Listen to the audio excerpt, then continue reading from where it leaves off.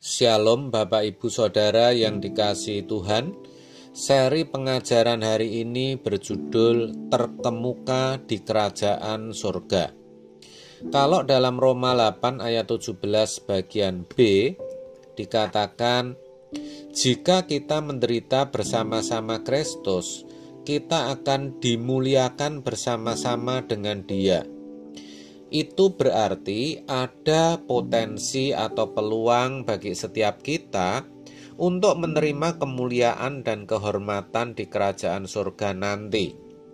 Di bagian lain dalam Lukas 22 ayat 30 dikatakan bahwa kamu akan makan dan minum semeja dengan aku di dalam kerajaanku, dan kamu akan duduk di atas tahta untuk menghakimi ke-12 suku Israel.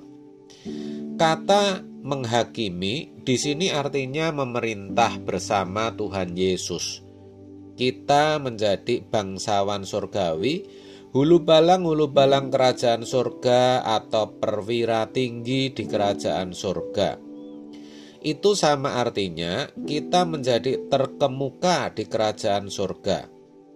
Kita harus menyadari akan hal itu, saudara. Kita harus memiliki gairah atau ambisi untuk meraih peluang atau kesempatan itu. Tetapi hal itu bukan berarti kita gila hormat atau gila pangkat. Kita hanya mau menjadi kesukaan Bapak saja, tidak lebih. Karena Bapak tentu akan bangga kalau melihat anak-anaknya bisa berprestasi, bisa menjadi terkemuka di kerajaan surga. Dan kalau kita sungguh-sungguh berambisi untuk itu, kita pasti akan benar-benar berusaha hidup dalam kekudusan. Apa yang Tuhan kehendaki kita lakukan, apapun itu. Dan kita tidak akan pernah menyesal telah melakukannya. Nanti saudara, akan banyak orang di ujung maut sangat menyesal karena dia baru tahu bahwa yang dibutuhkan ternyata hanya Tuhan. Juga sangat menyesal mengapa telah tidak mencari Tuhan dengan sungguh-sungguh. Kenyataannya memang tidak sedikit orang menganggap Tuhan itu murahan. Buktinya mereka sembarangan hidup dalam mengucapkan kalimat, kata, atau menuliskan sesuatu di media sosial, sembarangan bertindak, tidak punya nurani. Jadi, mari kita bangun ambisi kita menjadi orang terkemuka di dalam kerajaan surga. Supaya sejak sekarang, kita sudah bisa membayangkan dan menghayatinya. Karena memang ini bukan fantasi. Kemuliaan bersama Tuhan itu nyata, ada, dan pasti. Itu tidak bisa dibayangkan keindahannya. Juga tidak bisa dibandingkan dengan keagungan pejabat dan bangsawan manapun yang ada di dunia ini.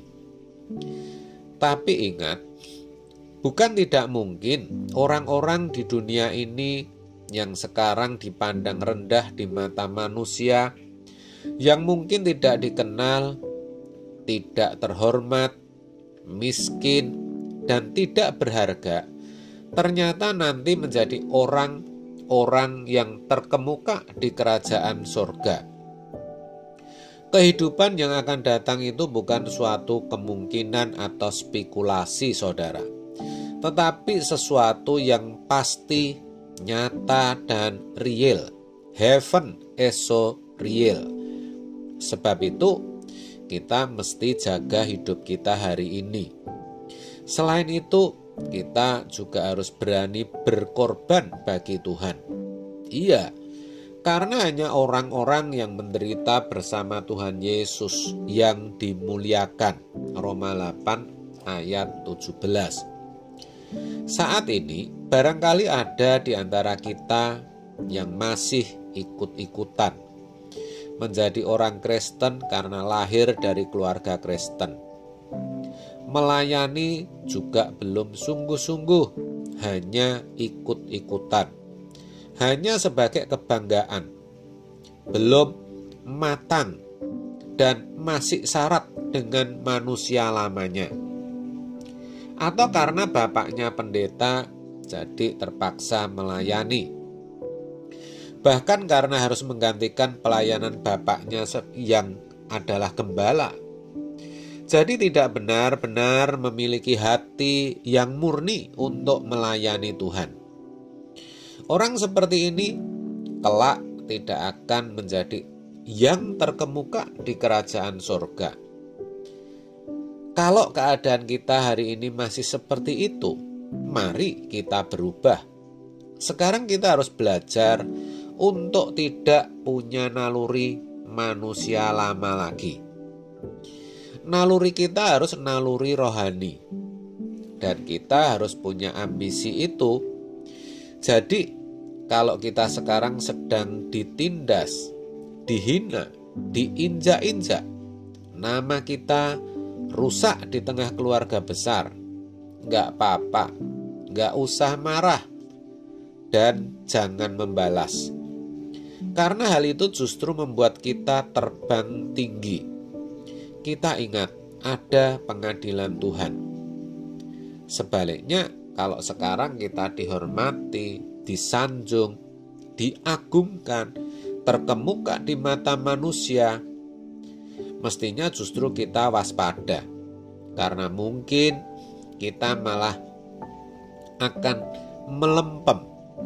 Kalau begitu, kenapa justru kita tidak berambisi saja menjadi orang terkemuka di kerajaan surga? Jadi kalau hari ini kita ada dalam aniaya, ditindas, tidak punya apa-apa, miskin, tidak punya siapa-siapa, bersyukur saja saudara. Jangan menggerutu.